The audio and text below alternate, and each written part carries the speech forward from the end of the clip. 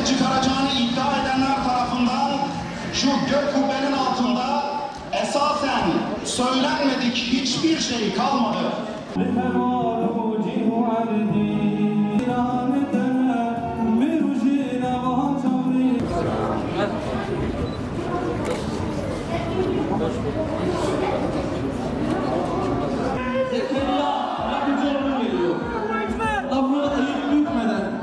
Sözleri esirgemeden söyleyen başkan geliyor.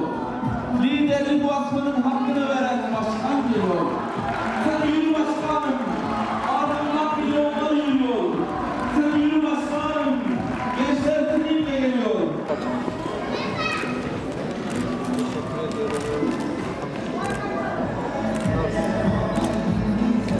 فإن آمنوا بمثل ما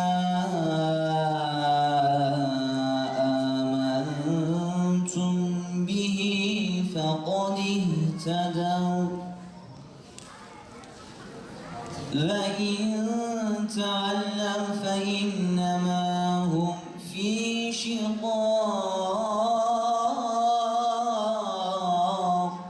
Mehmet Yavuz'u anlamak her yıl salonlarda bir araya gelmekle değil, salondan çıkana kadar hayıflanmakla değil, Mehmet Yavuzların, Sacit Pişkinlerin ve nice dava adamlarının hayatını ve kendini feda ettiği kutlu amaca, kendini, hayatını, zamanını ve her şeyini feda etmek.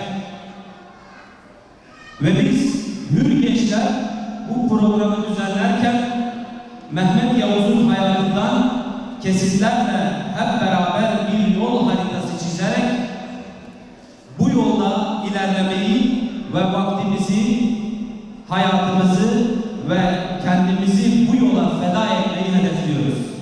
Hüdapar olarak kurulduğumuz günden bugüne sistematik olarak karalama kampanyalarının, yalan ve iftira furyalarının hedefi haline getirildik.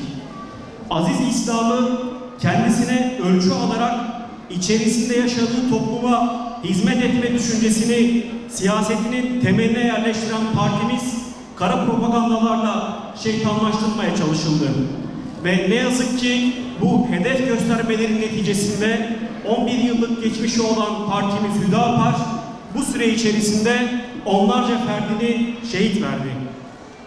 Merhum başkanımız da 28 Şubat sürecinde FETÖ kumpasları neticesinde girdiği cezai süreçlerinde gördüğü işkenceler sonucu kalıcı hasarlar aldı ve vefat etmeden önceki ses kaydında kendisinin vefat nedeni olan hastalığının bu işkenceler neticesinde peyda olduğunu dile getiriyor. Rabbim kendisini de şehitler zümresine dahil etsin.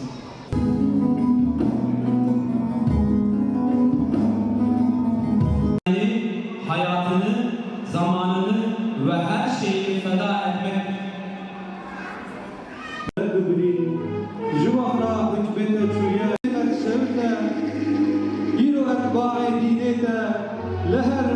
perişanımız, zor melekanın tuyi, caru perişanımız. Mehmet Yavuz öyle bir insan.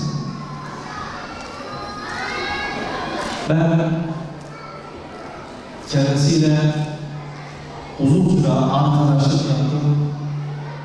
Aradan 6 yıl mesafe geçtikten sonra Mehmet Yavuz bana gerçek bir Mehmet Yavuz oldu.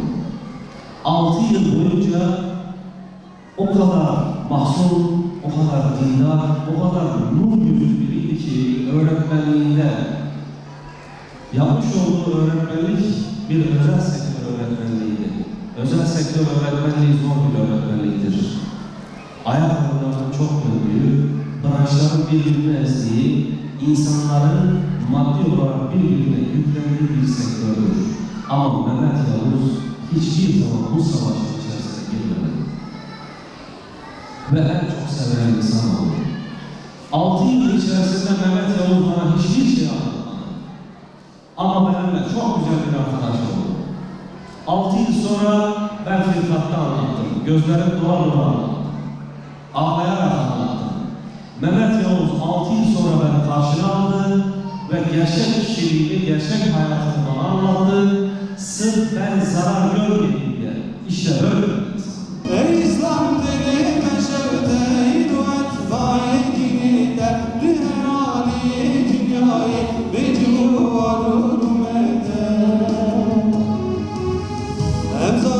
جبون تبين لازم أم برمخين أم لازم أم خبط كيلو أم هبراري طب ماشين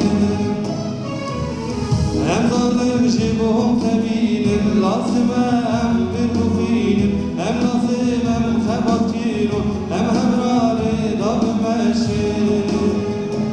Merhum Ali Ecez Pekoviç'e atfettiğim bir söz var. Yeryüzünün öğretmeni olmak için gökyüzünün öğrencisi olmak.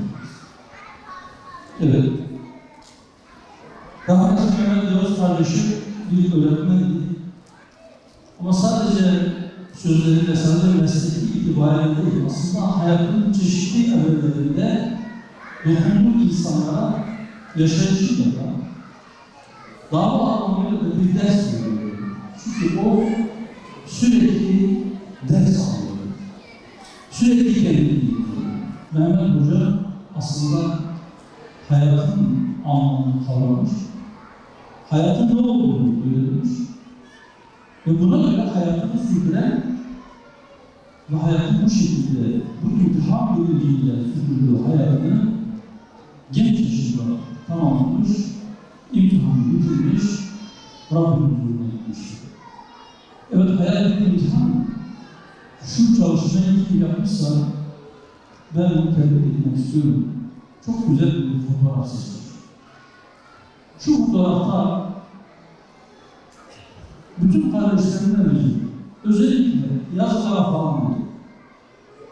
Fotoğrafın tek detaylarına var. Mehmet Hoca'nın elbisesini, oradaki yazıya, oradaki falan diyor. Mehmet Hoca'nın kullanmış sağlarına değil, sadece gözlerine bakın. Sadece gözlerine. Herkes o gözlerine baksın. Ve herkes kendine göre o gözün içerisinde ne söylediğini şöyle bir tefekkürüz. 10 saniye bir ses. Herkes baksın, bir tefekkür etsin.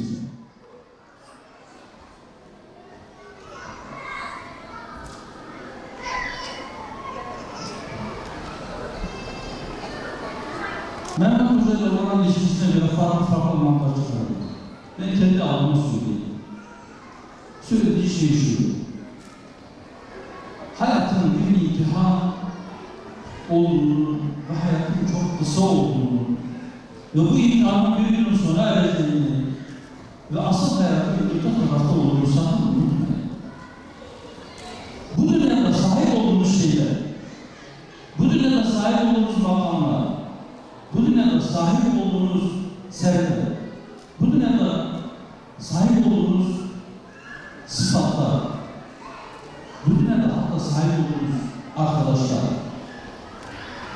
sahip olduğunuz evlatların sayısı ya da elde etmek için çok çırpındığınız şeyler bize nitelikse amaçlı olamaz.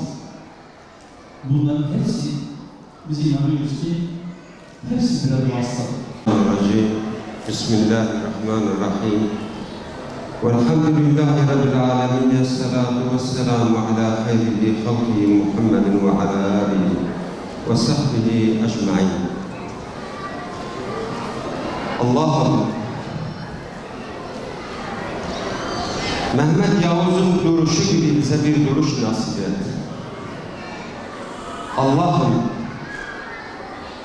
Mehmet Yavuz'un itaati gibi bir itaat bize nasip et.